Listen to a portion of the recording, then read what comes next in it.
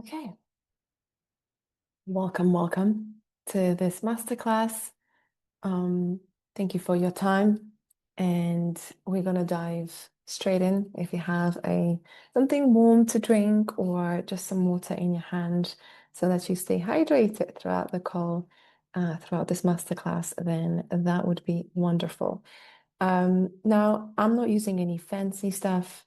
I'm just using simple tools today, but I want to switch in between this screen and some slides that I prepared. Very, very simple, just to help me keep track of what I want to share with you today.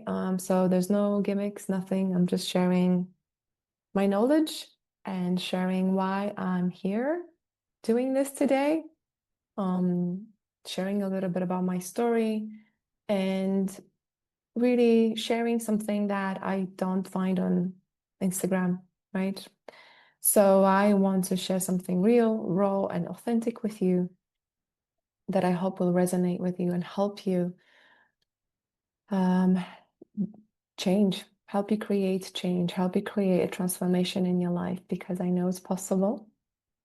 And you're probably watching this because you want that. You want to create some kind of change in your life, in your health. Maybe because you're feeling a little stuck currently, maybe because you're feeling a little bit overwhelmed, maybe because you're feeling like you don't really know what to do, maybe because you've tried everything to feel better, to feel healthier, and you kind of find yourself back in that same place. And I also want to talk a little bit about the BS that it's, oh, you just need motivation to change, because that's not the truth. And I've seen it over and over on my clients, and I've seen it on myself. So I'm going to start with a bit of a story first as to who am I and why am I talking to you about this today if you are not familiar with my story. So today, the topic of the actual masterclass, right, is from stuck to alive, and what really, really works to create shift in your life that doesn't require motivation or discipline. Um, those buzzwords, right? It's really like how to help you feel like yourself again, how to really feel like you, oh my God, I recognize this woman in the mirror. I missed her, right? Where has she been? What's happened? Maybe you have deprioritized yourself for many, many years, and because family became your priority, or you had a new baby, or you changed jobs, or you moved to a new country, and you're just kind of finding yourself like, oh my God, who is this person that I don't recognize when I look in the mirror? And I want to start with my story because I resonate with that. I want to maybe start with showing you what I used to look like. This is what I used to look like. This was about 8 years ago when I moved to Dubai. I moved to Dubai from London, and for the first year, I lived a very crazy life. It was a crazy life. It was full of excitement because I was in a new environment. It was sunny, and I was, living by the beach. That was my dream. And but I found myself, going out a lot, brunching a lot, drinking a lot. And at the same time, I was also putting my body under a lot of stress that I didn't realize I was doing. I had a lot of stress at work, but it was mainly self-inflicted, because I had to sustain my lifestyle, and maybe I wasn't earning as much as I thought I would be earning.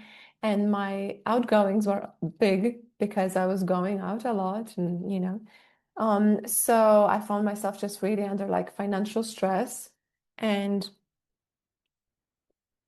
just like stress of the daily life that I was living, the kind of lifestyle I was living. So, I was actually dieting at that time and juicing, and I thought that I was being healthy. So this picture shows really what I was eating in a day. These are just sort of some really, really unhealthy juice cleanses that I was doing. And I was actually doing CrossFit for, I don't know, 3, 4 times a week. And my body just ballooned.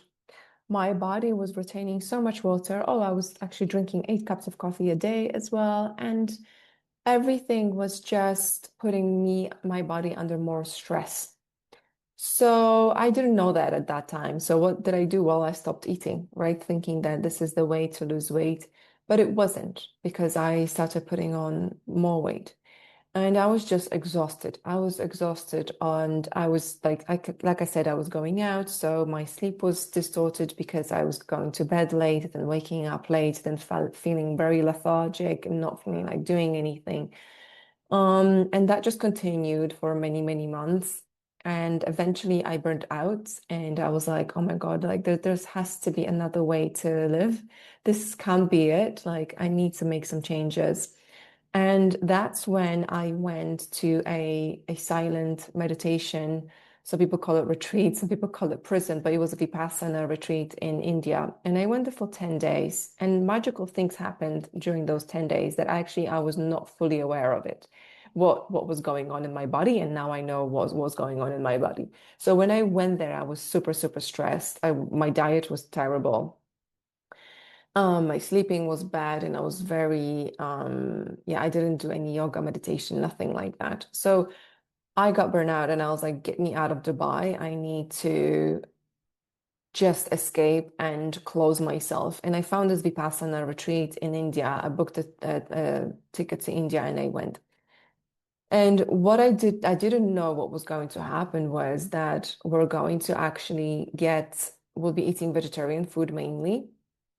We'll be doing intermittent fasting.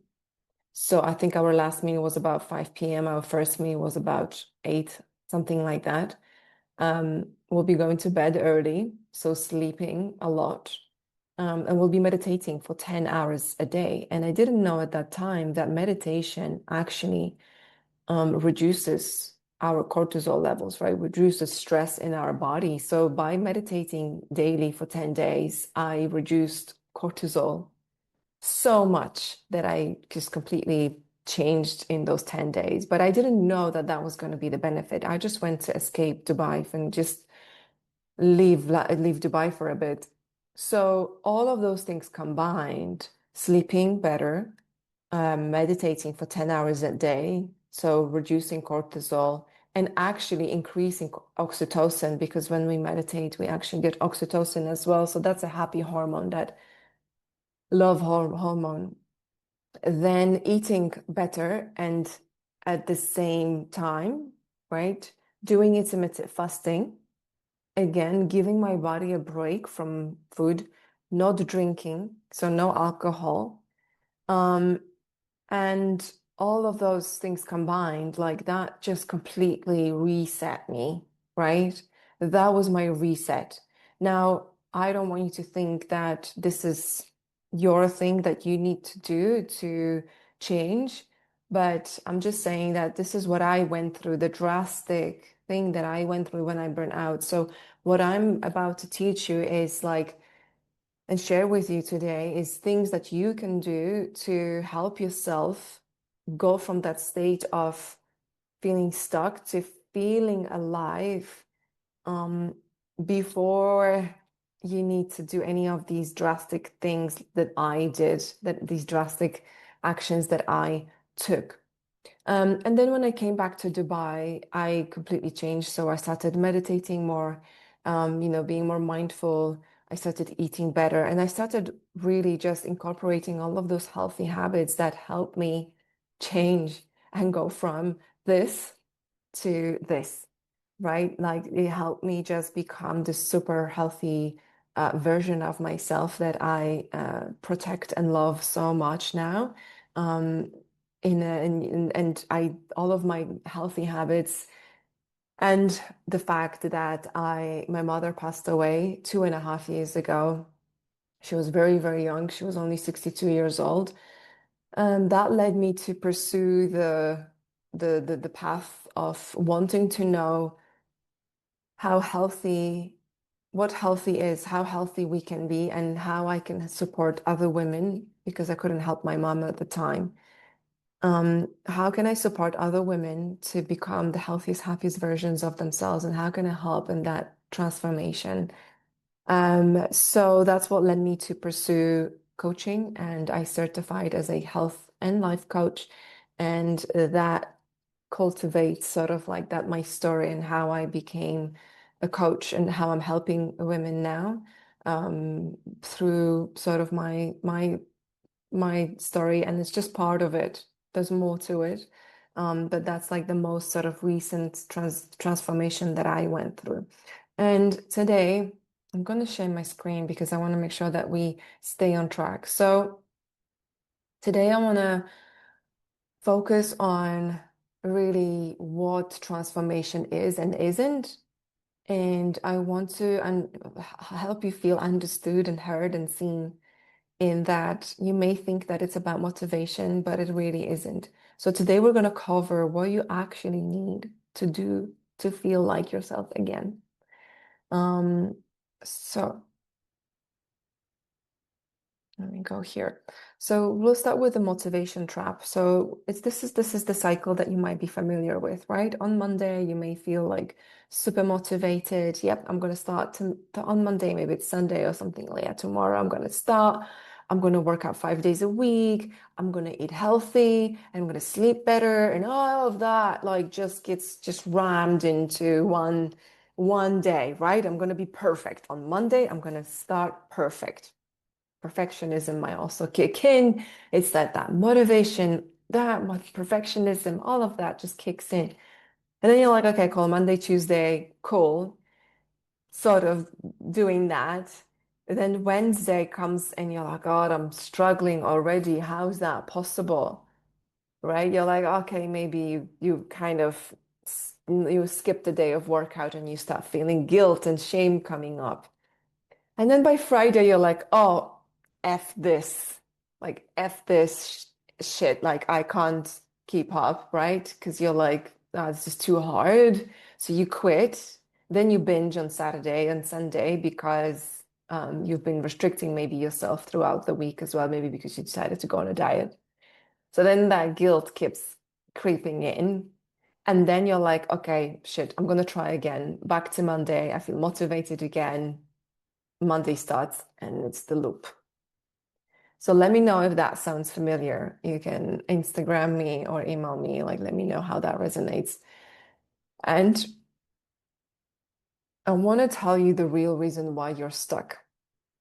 So we have our central nervous system is divided into two nervous systems. So one is the fight or flight, which is the stress mode, which is called the sympathetic mode. And then we've got the rest and digest state, which is the parasympathetic. So that's the parachute, right? Like parachute, rest and digest, slow down.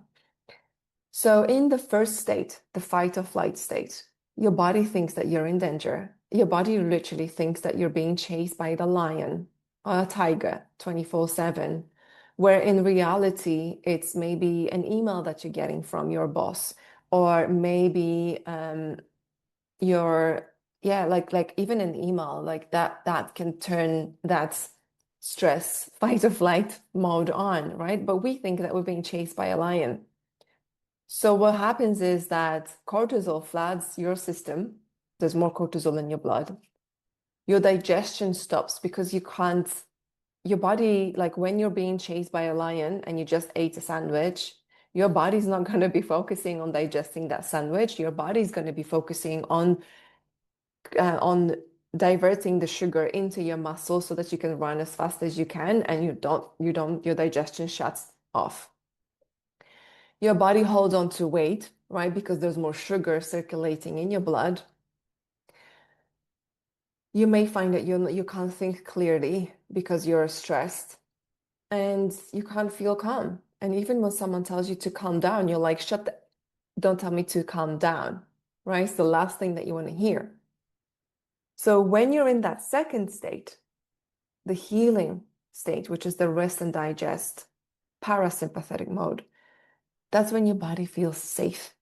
And that's when your cortisol drops, right? That's when you can actually digest food properly. and your body releases what it doesn't need. You start thinking clearly, and that's when actual healing occurs. So we cannot heal if we are constantly in that fight or flight mode. So the problem is that most of us women live in that fight or flight pretty much 24/7. And there's an incredible book that I recommend reading, which is this is Rushing Woman's Syndrome. All these notes that I saved because it's like it blew my mind. I used to be that woman, and I now work with women who find themselves in that state, right? Where we are waking up, rushing to work, maybe skipping breakfast, just having coffee for breakfast, and then just back-to-back meetings, no time to eat lunch, skipping lunch, then maybe rushing to pick up our kids from school or rushing back home from work to cook to make dinner for our family or something, or just like all of just like constant rush, constant stress.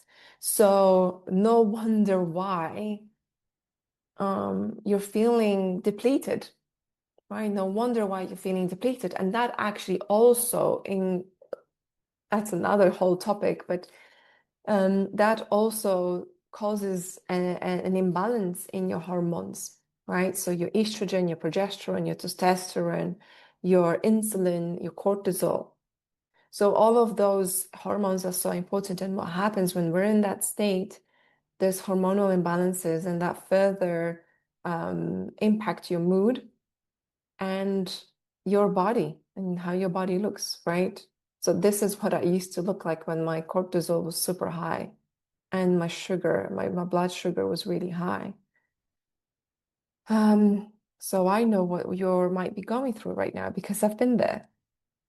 So what I want to really tell you today is that what actually works, it's not the motivation or the willpower, it's your identity. Okay? So what does that mean? Let's start there. So, an example, right? When you think about motivation, the approach and the words that we normally use and then normally that I hear is like, oh, I should work out. I should go to the gym. I need to go to the gym. I have to be consistent. I have to go to the gym, right? And I'm Polish, so in Polish if you're Polish, you might be listening. We say, muszę iść na siłownię, muszę iść, muszę zjeść dobrze, muszę jeść dobrze, muszę być na diecie. So it's like a must, right? It means I must. So it's kind of like forcing yourself, right? And that can feel exhausting. So when you think about an athlete, athletes just move their bodies, not because they're motivated, but because that's who they are, right? One is forcing, I must, I have to. The other one is being. It's like, this is who I am. I just wake up early and I go to train because this is who I am. And I get it, you're not an athlete, but I'm just showing you the identity shift, right? What happens? As another example, maybe you are a leader, right? Maybe you're leading a team at work, and maybe you want to be maybe you want to be a better leader, maybe you want to be promoted, or maybe you're like, I want to be a leader, but I'm not a leader, right? Internally, you're like, nah, I'm not a leader. So I want you to understand that when you think I am a leader, look for confirmation in every single thing that you do that you are a leader. So every decision or every piece of feedback that you're getting good feedback from your employees or your team means you are a leader, right? So look for a confirmation in the small things, every sort of appreciation that you get from your teams, like, oh, I am a leader, right? So again, this, when it's your identity, that's when it just becomes effortless. Now, there's another part to it, right? Because in order to have that identity, we need to believe in it, right? So the most important part here, it starts with your belief system, because your beliefs create your thoughts. Your thoughts create your feelings create your behavior, and your behavior creates your results. This should be on one line, but I wasn't able to fix it, and it's on two lines, but you know what I mean. So beliefs, thoughts, feelings, behavior, results. And stress often is experienced if your beliefs and thoughts and feelings or behavior are negative. So when there's a negative chain going on, there's often stress as well. So most women, right, we try to change the behavior. I'm going to start on Monday. I'm going to do something differently. But where you need to start is at the top, and that's your beliefs. So that's not motivation. That's not willpower. It's your belief system.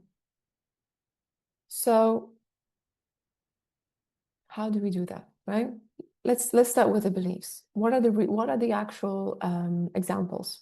So that could be, I'm not disciplined enough. Typically, it's like I am or I. It starts with an I. That belief. I am not disciplined enough. I am not smart enough. I am not good enough.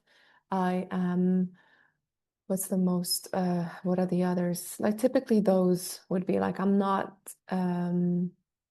strong enough, something like that, right? Or I always fail to stick to a routine. We use those words like always or never. Like I never achieve what I set myself to achieve. Right? So always or never. Or I'm not the kind of person who can be healthy. Right? I'm just not the kind of person who wakes up early. That's not me. Right? That's the identity that we put on, and that belief that's so closely interlinked. There's no way I can wake up early. I'm not a morning person. Or something is wrong with me. Like, what's wrong with me, right? We keep judging ourselves as well. Like, oh, something is wrong with me. I'm the problem, right? All of those like beliefs, and they run in the background and they create our reality. How? Well, because they get turned into thoughts, right? Because beliefs create thoughts.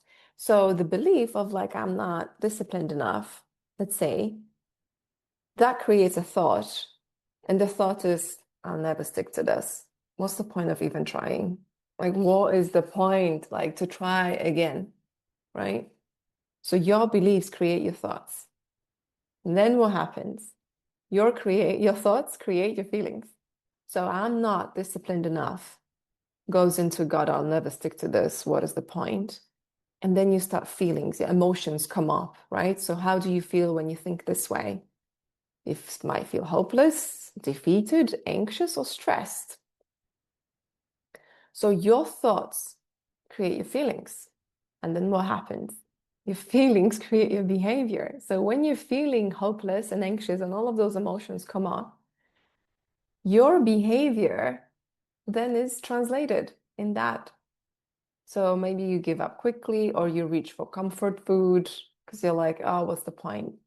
And maybe you stay on autopilot, you don't even try. And that's the behavior. And then what happens? Again, that creates your results. Oh, sorry.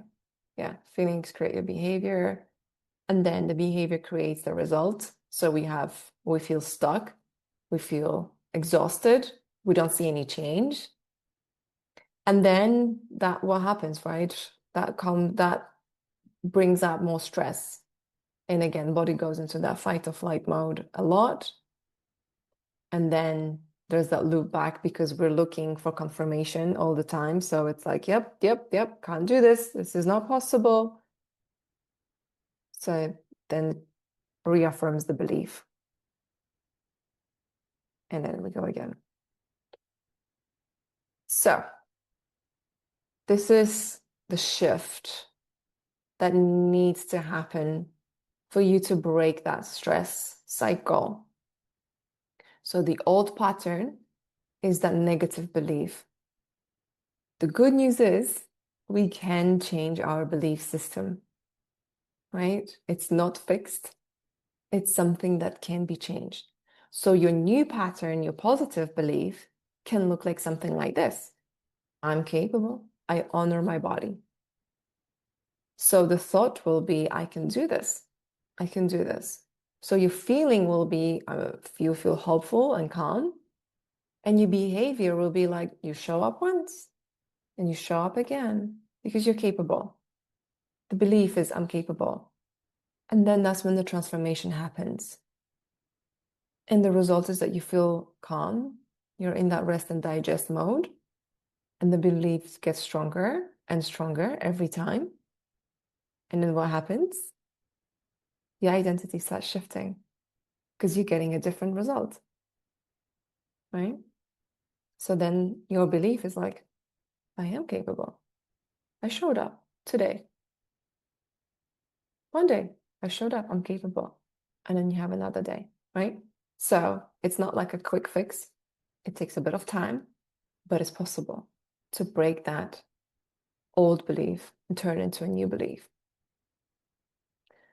So here I want to maybe just highlight a couple of stories. So this is very impromptu.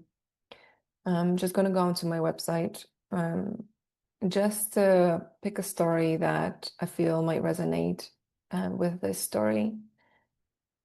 Um, so let's go. Okay, so let's go to Ange. So when Ange came to me, actually, wait, let me open it up. So when Ange came to me, she was in a lot of stress, a lot of stress. Every single thing that was going on in her life, even like let's say getting a phone call from her mother would put her under a state of stress. And we started to acknowledge that. And I realized that in order for Ange to change her state, her body, right, her energy, and the way she wanted to look, at first we needed to look at the core issue, which was moving her away from the state of stress to the state of calm and relaxation. So the issue was there that before we started working together, she actually felt like she couldn't find time for herself. Like everything else was more important, right? Everything was always more important. So we worked on that. We created that shift in that in order to create a transformation, in order to create change in your life, we need to prioritize you. So we worked on shifting that. And what happened was just amazing because she started to move more. She started to create new patterns and habits in her life. So she started to walk a lot more. She started to meditate, sauna. She started to doing gratitude and breath work, and her whole relationship as well with her partner completely changed as well. She found joy in movement and dancing again. And we started there. So it's sometimes, we want the outcome is like, I want to lose weight, but what's going on in your life right now? And why are you not getting there?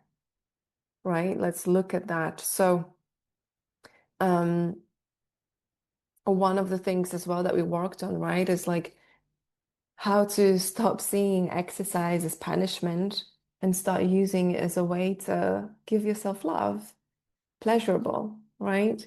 Um, so it was just beautiful to see her transformation from that stress state to adopting those healthy habits one by one and changing her mindset and changing her internal system, internal belief system to help her transform this way. Um, I think another one that I want to highlight is actually here. Yeah, let's go to Sarah.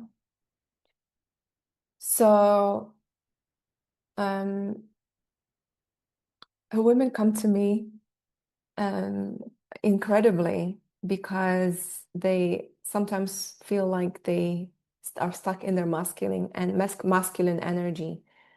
And they help them reclaim their feminine energy too. And it's incredible because I used to be stuck in my masculine when I was in corporate for 20 years in marketing. I was stuck in my masculine energy. And because I worked through that and I learned how to stay in my feminine, and now I'm able to help others as well. So I think with Sarah, what I discovered was she felt disconnected from herself and her future. Um, and yeah, she was kind of mostly in her masculine energy.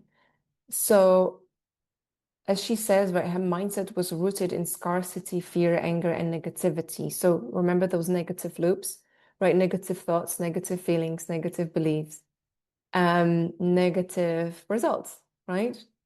So, when we have those negative self-talk, negative um, thoughts, this is what happens, right? We actually can get angry, fearful, and feel triggered, triggered by our family and stuck in old patterns. So we worked on shifting her belief system, on eliminating her limiting beliefs, and things started shifting.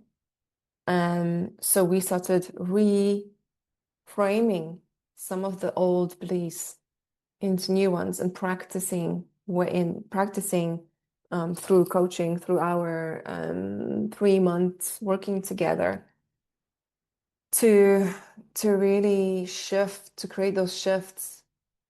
And what I loved about Sarah was that she reclaimed her feminine energy. She started practicing surrendering and not being controlling all the time. um, and Yeah, she started feeling grateful. She started feeling stepping more into that abundance and faith and belief in herself. And um, people started noticing that, which I think is the most beautiful thing, where people say, "There's something different about you. What did you do? You look different. You sound different. You move differently, right?" What I think the most beautiful thing is that she started to trust herself and her future. Um, yes, and I think I love that she developed that self-belief and confidence that changed everything for her. Um, so it's just one of the ways that I loved working with Sarah. So going back to our presentation, right? So what they all had in common is that they shifted their beliefs from I'm not enough, I always quit, or I can't do this, to I'm capable. I'm someone who honors my body. I'm a healthy woman, right?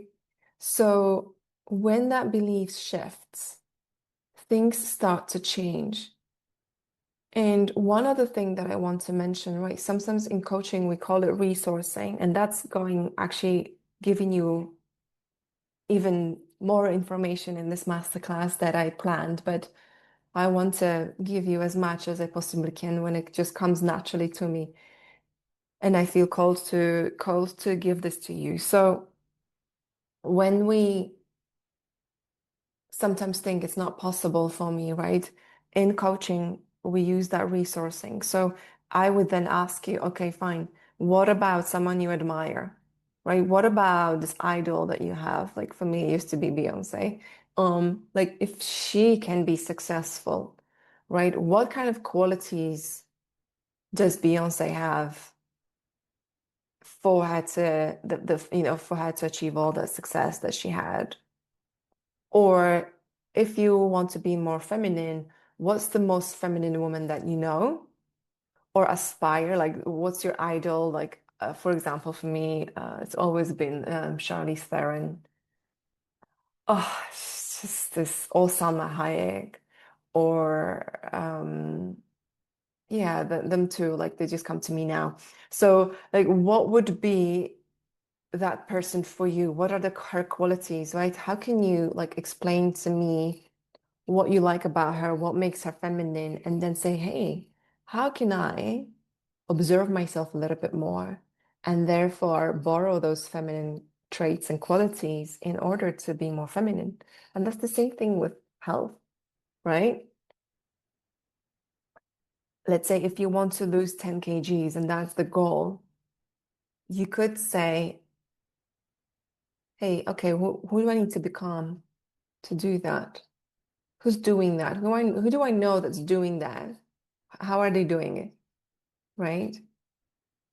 So that's another way of sort of helping yourself shift your belief system is to outsource being inspired by someone or work, for example, with someone to help you do that. So I hope that this has been helpful, and I hope that I'm also recording this. Am I? Yes, I am. So you know now what needs to shift, right? To recap. But shifting your beliefs requires like understanding what state your nervous system is in. It requires getting that deeper awareness of what you actually believe. We need to also identify the patterns that maybe you keep repeating in your life. It requires creating the new beliefs that are true for you, so you don't feel like it's a lie that you tell yourself, I'm an athlete, but then I don't work out. Right? It doesn't work. And then it requires practicing until they really become your identity. So that's the kind of work that I do in my one-to-one coaching. And this is not a sales pitch. I'm not here to pitch you anything. That's the end of the presentation. I'm not here to sell you anything. But if you are interested in creating more shifts for yourself and you feel like you could speak to someone about this that may be able to help, and you find that you're resonating with what I'm saying today, then I have a possible way that you can use to do that. What I'm offering right now, which I don't think I'm going to do for very long, but at the moment you are able to apply for your transformation breakthrough session with me, which is one-to-one, and I only give a couple of slots per month for this, which are free of charge at the moment, but that might change soon because of the demand. So um, you can go onto my website and go into this link in order to apply for your transformation. And what you'll get in your session is that we'll talk through what we just talked through, but in terms of, we will uncover really what's personalized for you, right? Very personalized. What's been stopping you or slowing you down or keeping you from having what you want? What are the belief systems that we need to shift? What are the health habits that we can introduce in order to get you to where you want to get to? We'll also develop like a powerful vision for your transformation, what will mean for your health in your life. We'll discover which foods and lifestyle habits are bringing you down and what to do about it. And then we'll get a crystal clear on the step plan to create a total transformation in 90 days or less. So this appointment typically is 45 minutes, but I don't like to rush, so I actually like to give it ample time, so it may be 60 minutes. So you can choose a date that works for you and apply on the website, and then I will send you, um, I'll ask you to also fill in this questionnaire, which is very important, to let me know where you're at and what your goals are, so you can fill it in before the session. So once you apply, I then send you an email with a confirmation of your booking within 24 hours. This is an option if it's something that you feel like, might help you get the results and you need some help. Because the truth to be told is that we don't need another health hack. We don't need another health hack. We don't need to be biohacking our asses off to be healthy. We don't. I always say that in order to build a second floor or third floor or fourth, we need a foundation. And I'm working with primarily women to help you build that foundation, because no amount of biohacking is going to help, right, when your foundation is out of whack. So we work here and then we're building and building and building. And I found that this approach is the most successful approach, because I'm not here to sell you supplements or health hacks. Like, I'm very against that, um, actually. So my approach is really looking at you as a whole and giving you that holistic approach to health and life. And if that resonates with you, I would love to hear from you and see you booking the session in my calendar. I'm going to stop the sharing right now and finish with just maybe like, if there's one thing that I want you to take away from this today, is that you are unique, and nothing that you see on Instagram is definitely for 100% going to work for you. I think there's a saying that goes, that there's a book about, what is it about this, dreams? It's about, when we have a dream and then we want to do like a translation of it. I'm missing a word. So yeah, when we have that and then we want to know what it means, and someone writes the book, it's definitely 100% correct what's in the book, but it's correct for that person. It doesn't mean it's correct for you.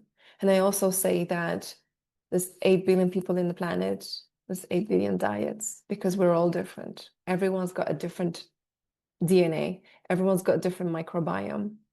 What works for you may not work for what work for someone else. So I think the one clean message that I can give you is that don't trust everything that you see online, and don't follow everybody's rules, because we are all different. And the most important thing that you can do is to really uncover what works for you, what works for your body, what works for your central nervous system, what mindfulness means to you. It doesn't have to be sitting in the lotus pose the whole time and saying, oh, I'm meditating. It's not about that. It's just really learning yourself so well that you know exactly what foods to eat, what foods not to eat, what to do, what movements to do, what not to do. And this is part of the work that I do with my clients as well. So we really dig into to uncover what works for you and how to really help you become that woman that you aspire to be. Not just that you used to be, or used to feel like, it's that woman that you aspire to become. So I hope that this was helpful, and I look forward to hopefully hearing from you. Take care.